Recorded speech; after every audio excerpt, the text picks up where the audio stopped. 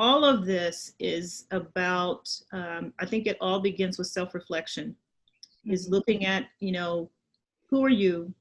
What are your influences? What do you know and what do you not know? And being willing to step outside of what you know. I think as physicians, we're trained to be very knowledgeable and be confident in what you know, because your job is to convince people that what you're telling them is the right thing to do, which sometimes means that we are not willing to admit that we don't know something, because that's counter to what we're supposed to do. In this instance, I don't think medical knowledge ever prepares you for these questions in any way. And in fact, I think medical school in and of itself in some ways undoes what you may have learned in a personal life experience, because it shifts you to only look for hard evidence that has been proven by multiple people before you to show that it's true. And this is something that is not well documented for the same reasons that it continues to exist. And so just like we have racism across the board in all aspects of society, it exists in medical publication of what is written about what's happened in the past and how race has seeped into healthcare.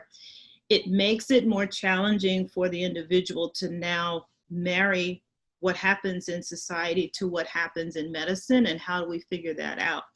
So I think first is really thinking about you, thinking about what you know, what you don't know, and then working to fill that deficit.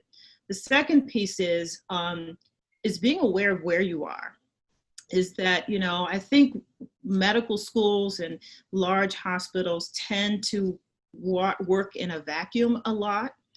And we don't necessarily, we assume that a hospital in Miami is the same as a hospital in Ohio.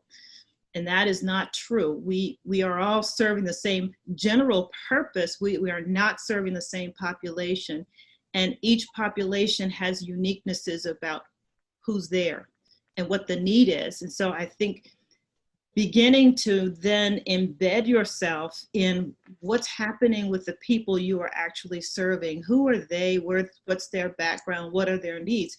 If you have a population that's largely immigrant, then what are the needs and where are they coming from, and what are their perspectives on healthcare? And particularly childbearing is an incredibly personal, culturally deeply embedded kind of thing about how you think about, what you want for having a baby and what you want for raising your child. That can be really, really different from one culture to another culture.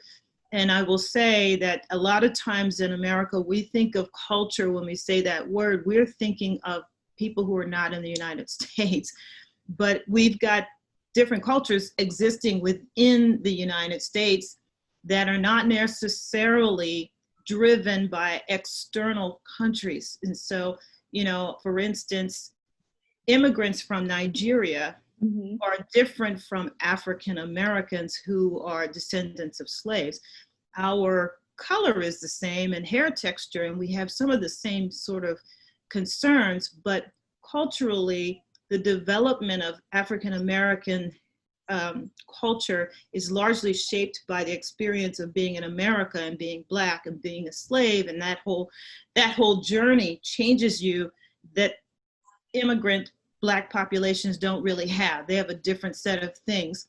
And I think that that's just one example of how the differences can exist, and the subset of understanding that, or for lack of a better word, actually what I really like more is cultural humility. Okay.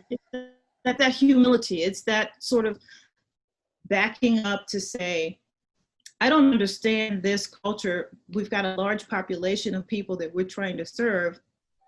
How am I going to learn about them? And so spending some time with them allows you to develop the comfort level and familiarity, because as I alluded to before, it's about beginning to take the risk of having the conversation with somebody on a one-on-one level.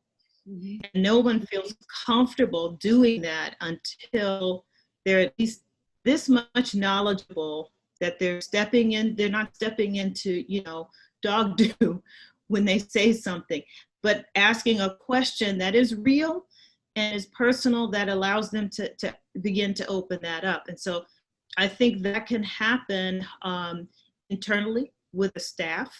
Who you bring into your office, is that your office needs to be representative of people who you're serving, because that office staff is really going to help you a lot.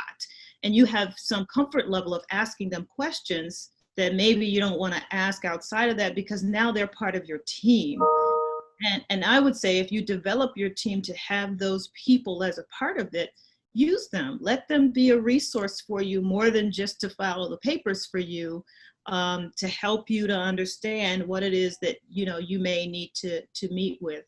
And then finally, I think it is looking at the whole system. Is that we've got to start looking at our system to see what are our systematic barriers, because we think of systematic racism and it sounds really big. It must be just in Washington, D.C. And the truth is not. It is small systems that have repeated assaults that continue on, and we're not going to fix that until we fix one system at a time that addresses a very specific need that is very specific to who it is that you're talking to, that's different from place to place. Dr. Rogers, would you like to contribute to that part of it and say what you see from your position in OBGYN?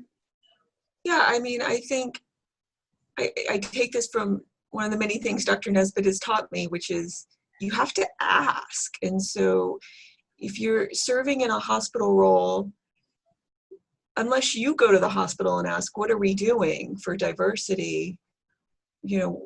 What necessarily is their motivation to do so? And I think, in OB-GYN, if there's a new piece of equipment you want, there is a service you want to bring to the hospital, you would go to the hospital and you'd explain why you think it was important, and they would hopefully accommodate you. And I think that this is no different. And so I think as physicians, we are inherently given a certain degree of power just from our education and our experience. And then we have to make the choice to use that power to bring awareness to the topic and start working at sort of, nibbling away at systemic racism, which is such a huge topic that touches on so many things. And each of us do our own little part to contribute to the solution. And I think if we do that, what we're asking really from the hospital, we're not asking them just to say it. It's not about putting a word in a document. It's about saying we're going to learn and understand the needs of our patients, the needs of our staff, how everyone is influenced in society, how they're affected, and work collectively as a group to find equality through equity and make it a better environment for everyone.